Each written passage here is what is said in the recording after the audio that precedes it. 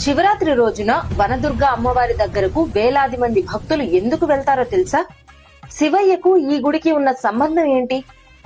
ఈ క్షేత్రానికి మహాభారతంతో సంబంధం ఉంది.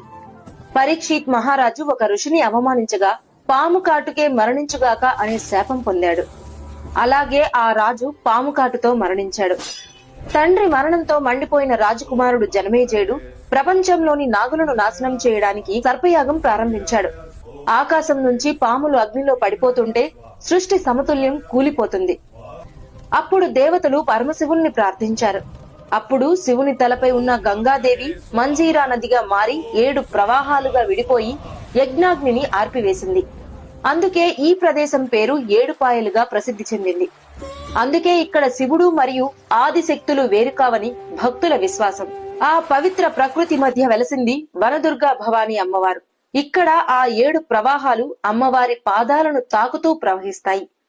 ఈ క్షేత్ర దర్శనం పాప విమోచనం, దైవానుభవం అని భక్తులు నమ్ముతారు. అమ్మవారిని దర్శిస్తే శివుని కృప కూడా లభిస్తుందని, శివశక్తులు ఒక్కటేనని భక్తుల విశ్వాసం. అందుకే శివరాత్రి రాత్రి ఇక్కడ జాగరణలు, దీపారాధనలు, ప్రత్యేక పూజలు ఎంతో భక్తి శ్రద్ధలతో జరుగుతాయి. మీరు శివయ్య భక్తులైతే ఓం నమ శివాయ అని కామెంట్ చేసి మా పేజీని ఫాలో అవ్వండి. ఇలాంటి పవిత్ర క్షేత్రాల దైవ కథలను మరిన్ని మీ ముందుకు తీసుకొస్తాం.